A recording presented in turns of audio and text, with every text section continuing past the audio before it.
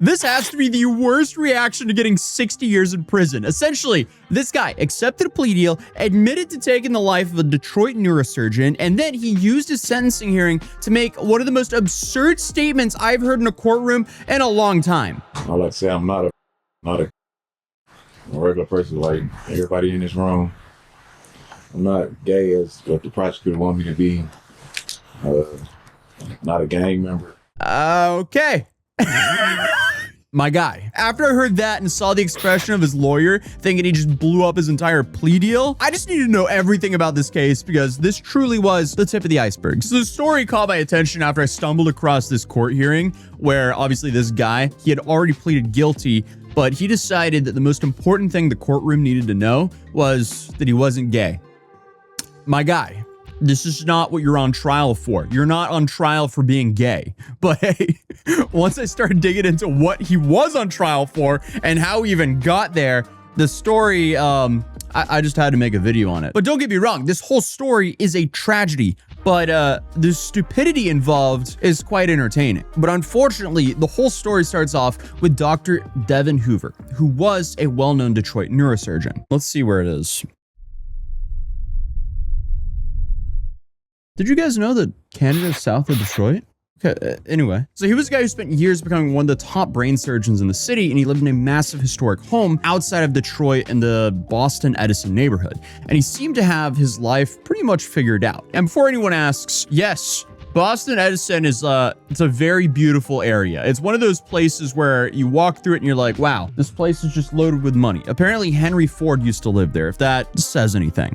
Regardless, by April 2023, Hoover was 53 years old and he was planning a trip to Indiana to visit his mother, who was dying of cancer, which is why his family immediately knew something was wrong when he didn't show up. And families don't usually call the police just because someone's an hour late, but apparently something was not right. And meanwhile, something strange did happen in Detroit. The day before Hoover was reported missing, police responded to a complaint about a white Range Rover blocking someone's driveway. Now, that's already just an annoying way to spend your afternoon, but then police looked inside the vehicle and noticed what appeared to be blood. So that would naturally elevate something from a parking complaint into a little bit more serious situation. And little did we know that the SUV belonged to Dr. Devon Hoover. So police then went to his house to check on him and nobody answered. They then noticed the back gate was open, which was also unusual, but at that point, they didn't have enough evidence to force their way inside. So they left. Then Hoover's family requested a welfare check, so police returned the next day, and this time they noticed something they hadn't seen before. There appeared to be blood on the door in the back of the house, but officers then entered the home and what they found inside would shock Detroit because they found Dr. Hoover right there. And whoever took his life had apparently gone through a decent amount of effort to try to make sure nobody could find him. Because inside the home, officers eventually discovered Hoover's body wrapped in a carpet and shoved into a third-floor crawl space. And whoever did all of this fired 2 bullets in the back of his head. So obviously, any accident or medical emergency was ruled out right away. Then on top of that, his cell phone, wallet, cash, and credit cards were gone. Expensive watches were also missing. And then of course, almost immediately after, fraudulent transactions started showing up on his accounts, which is, I guess, always one of the dumbest parts of these cases to me because, you know, committing a crime, that's obviously a terrible idea, but, you know, committing and then immediately going shopping with the victim's money, that feels like a whole new level of stupidity. It's almost like robbing a bank but then posting a selfie from inside of the vault. Because you're just leaving the investigators a massive trail of breadcrumbs, hoping they somehow just decide not to follow them. So he went through all of this trouble of like hiding the doctor in a rug in a 3rd floor crawl space to then take his credit card and go on a shopping spree at the mall. Hello? But regardless, at first, police still had a big problem. They know what happened, but they just didn't know exactly who did it, or at least they didn't have enough evidence to prove it. So while the crime itself was awful, the thing that would really mess the whole investigation up is the fact that Dr. Devin Hoover's personal life was very different from what it first appeared. But apparently it didn't take too long for the detectives to keep coming back to the same name, a 34-year-old Detroit man named Desmond Burks. So at this point, if you're imagining some longtime friend, coworker, former patient, or maybe a business partner, no, that's not where the story's going. Because the relationship between Hoover and Burks was something very different. And this is where the story takes a turn that explains why the investigation ended up taking more than a year. Because according to investigators, the two men, they knew each other extremely well. In fact, when detectives started digging through Hoover's phone records, they found roughly 4,000 text messages. So clearly, these people were talking, and prosecutors would later argue that the messages showed the two men had been involved intimately for years, and that Burks would sometimes charge Hoover for encounters together. And I guess if you're wondering whether that came to a surprise to people around Hoover, the answer appears to be yes. So one of the reasons investigators said this case took so long was because many witnesses were reluctant to talk about the relationship. Prosecutors described the situation as sensitive and personal, which apparently made getting people to help them a whole lot more difficult. And honestly, I mean, I can kind of see why. Like, imagine being a detective trying to solve a and every new piece of evidence somehow makes the situation even more complicated and awkward. Because at first it just looked like a robbery that went really bad, and then it looked like a robbery involving someone who actually knew the victim. Then it started looking like a robbery involving someone the victim was romantically involved with. And that's when the digital evidence started piling up. So investigators found phone data that placed Hoover's cell phone at the same area as Burke's after the crime. So surveillance footage then showed someone parking Hoover's Range Rover where it was later discovered. And apparently that person was carrying a backpack and walking with a noticeable limp, which is important because Burks was apparently known to have been recovering from a gunshot wound to his hip around the same time. And the problem for Burks was that this wasn't the only thing investigators were finding, because when police eventually searched properties connected to him, they recovered expensive watches that belonged to Hoover, including one watch that Hoover had purchased literally the day before his life was taken. So by the summer of 2024, prosecutors believed they had a tight case. I guess the only problem is it had already been over a year since Hoover's life was taken. And during that whole year, something else happened. Something that would land Desmond Burks back into jail long before he was even charged for the crime against Dr. Hoover. And this is just crazy because one would think that, you know, if you're currently being investigated for a crime, the goal would probably be to avoid drawing any additional attention to yourself. But that was apparently not the route that Desmond Burks chose, because while investigators were still building their case, Burks found himself at the center of an entirely separate case, because on April 17, 2024, nearly a year after Dr. Hoover's life was taken, Burks was driving in Detroit when another driver, 67-year-old Rita Saleh, accidentally bumped into the back of his vehicle. And let's be honest, you know, getting rear-ended, that's annoying. Nobody enjoys it. Most people handle it by exchanging insurance information and then spending 6 months arguing with Progressive or something like that.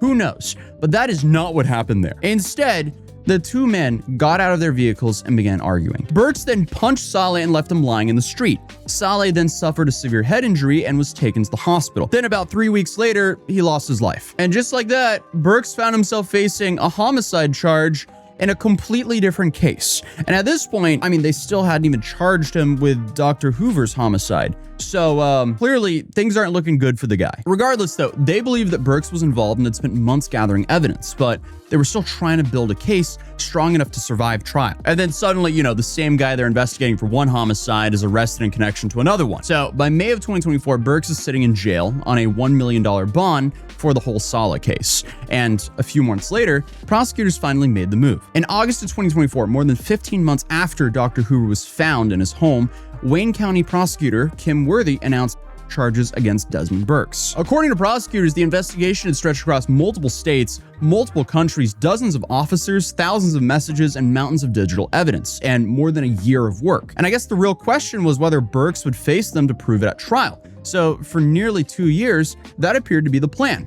Burks pleaded not guilty. His attorneys challenged the evidence. There were hearings, delays, competency questions, preliminary examinations, and enough court appearances to make everyone involved wonder if this case was actually ever going to get a jury. And at least from the defense perspective, there was at least one argument they kept coming back to. The evidence was largely circumstantial. Now, circumstantial evidence is one of those phrases that gets thrown around a lot in true crime cases because people hear it and they think it means weak evidence. So I guess to explain it a little bit, if your fingerprints are on the cookie jar and there's chocolate chips on your face and you're standing over an empty plate, that's all circumstantial evidence. And it's not really looking great for your defense if you're being accused of eating the last cookie. But Burks' attorneys maintained there was no direct evidence showing him actually pulling the trigger here.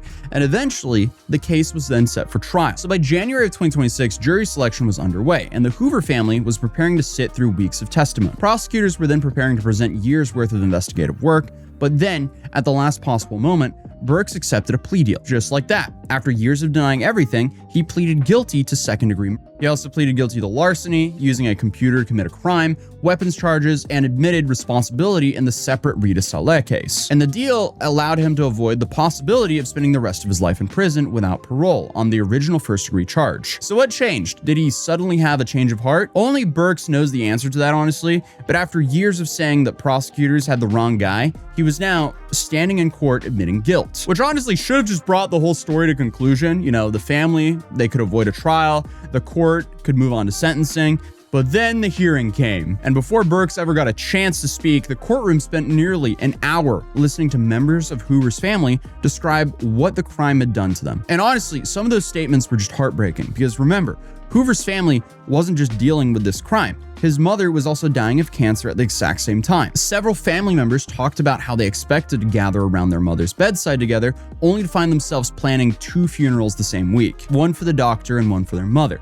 And again, family members talked about forgiveness. Desmond, I forgive you. I will not hold bitterness and hatred in my heart towards you for the evil you have done. My wish for you is that you can know Jesus. He says in the Bible that anyone that commits sin is a slave to sin. Essentially, they don't want to spend the rest of their lives carrying hatred around with them. So one sibling told Burks they forgave him. Another said seeing Burks' mother crying in court changed something in their heart. Now, at one point, they even brought Burks a Bible, which, no matter what your religious beliefs are, it's a pretty incredible thing to do for a person who took the life of your brother. And the entire time all this was happening, people started noticing Burks' behavior. According to courtroom observers, he was smiling, smirking, rolling his eyes, picking at his nails, throwing peace signs, waving, the whole 9 yards. I like to say I'm not a regular person like everybody in this room. And those are the 2 main corrections I want to make in the pre-sentence report. As far as information. I mean, why would you ever do something like this? It's like, come on, dude, what you did is absolutely disgusting. Why do you keep on having to double down on that? I imagine somewhere in that courtroom, his lawyers were experiencing the legal equivalent of watching your toddler sprint towards a swimming pool. Like, you know what's gonna happen. There's just nothing you can do to stop it. But finally, Burks got his chance to address the court, and somehow things just got even worse because he immediately started talking about himself. I like to say I'm not a regular person like everybody in this room. I'm not gay as what the prosecutor want me to be. Yeah, that's a bold opening when you're standing there after pleading guilty to... Clearly, the dude's priorities are completely messed up. I said this earlier, but you're not going to jail for being in a relationship with a man, sir. The prosecution is not going to charge you for that. He knows that, right? But I guess the opinion of the random people sitting in the courtroom means more to him than, I don't know, his life outcome now? Because the prosecutor and the judge are the ones with his life in their hands. Like, do you think he took that last-minute plea deal just so he got the chance to tell everyone that he's not gay? It's like, fine, I'll plead guilty to as long as they know that I didn't have sexual relations with that man. Excuse me, what? Every day on this channel, I question people's priorities, and this is one of those ones that just has me lost. Also, my guy, I am so sorry to tell you, 4,000 text messages, that's probably a relationship. I'm not saying what kind, but it's definitely a close one. Regardless, though, Burks himself described Hoover being kind of like a boyfriend during his police interviews. So, did he just not expect that to be brought up in court? And the entire reason the relationship kept coming up was because it was central to how investigators believed the 2 men knew each other. Like, nobody was standing outside the courthouse conducting some sort of like weird, I don't know, sexual census. Like, that just doesn't happen. Like, the courtroom wasn't gathered there for some weird special episode of Maury. Like, the issue was that one of the people in this case had their life taken away, and the other dude had just pleaded guilty to doing it. And somehow, Burks seems convinced that the real injustice here was, I guess, the public not understanding his dating history. Excuse me, what? That's kind of like showing up to the Titanic inquiry and saying, before we begin, I'd just like everyone to know that I wasn't really a big fan of the dinner menu. Sir, let's focus on the boat. But I guess the more he talked, the stranger it got, because after explaining that he wasn't gay, Burks moved on to explaining that he wasn't the either. Remember, he didn't lose at trial. He literally pleaded guilty. So, what is he on about? And again, this is voluntarily with lawyers in court, pleaded guilty to... So his argument essentially became, yes, I pleaded guilty to... but I would like everyone to know that I'm not gay and I'm not a...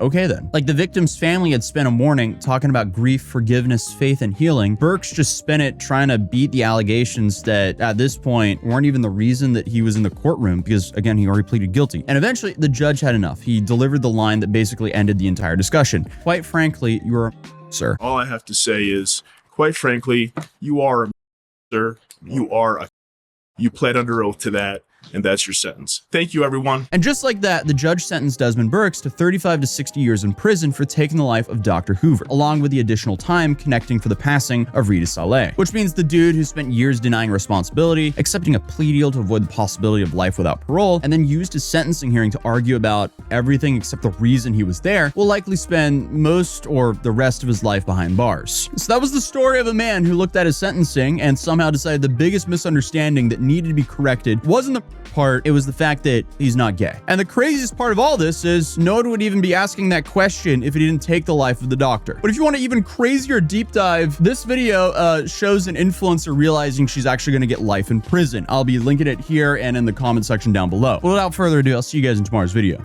Peace.